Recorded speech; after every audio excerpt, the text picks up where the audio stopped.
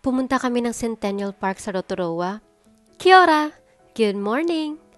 Autumn na talaga dito sa New Zealand. Ang ganda kasi pati mga puno, nag-iiba na rin ang kulay ng mga dahon. May orange, may pula, at may dilaw. Parang painting na buhay. Bago pa nga kami umuwi, dumuan muna kami dito sa Centennial Park. Alam nyo ba? Isa ito sa hidden gem dito sa Rotorua. Tahimik, presko at maraming walking tracks kung saan pwede kang mag-relax at magmuni-muni habang pinapakinggan mo ang mga huni ng ibon at ihip ng hangin. Habang tinitingnan ko yung mga dahong unti-unting nagbabago ng kulay, naisip ko, parang buhay lang din, di ba? May mga season tayo. May saya, may lungkot, may pagbabago. Pero lahat lang yan, parte ng pag-grow natin. Hindi man madali minsan, pero kailangan natin itong pagdaanan para maging mas matibay.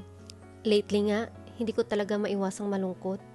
Ewan ko kung napansin nyo, pero parang trinay kong ibahin yung voice over ko nitong mga nakaraan. Pero alam nyo ba, sa dulo ng bawat recording, parang may lungkot pa rin akong nararamdaman.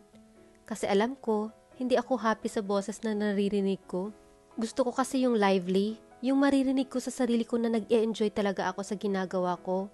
Pero minsan, ganito lang talaga ako, mabilis maaapektuhan, lalo na kapag mahal ko yung isang bagay, tapos parang hindi na ibabalik ng iba yung effort o pagmamahal na binibigay ko. Ano ba tawag doon? Empath siguro, no? Pero alam ko rin, you can never please everyone. Hindi ka pwedeng maging cup of tea ng lahat, lalo na dito sa social media. Grabe, napaka-tactless na mga tao minsan, walang preno. Hindi iniisip kung may masasaktan ba sila sa comment nila, kaya hindi mo rin masisisi kung bakit may mga tao na nadidepress. That's why I always remind everyone, be kind. Our tongue may be small and have no bone, but it's strong enough to break someone's heart. So I hope if there's one thing you take from this video, it's that be gentle with your words, be mindful. Yun lang. At sana maging aral na rin ito sa iba. Enjoy your day. At kung malungkot ka man ngayon, tandaan mo, season lang yan. Darating din yung spring sa buhay mo. Hanggang dito na lang. Salamat sa panunood. Paalam!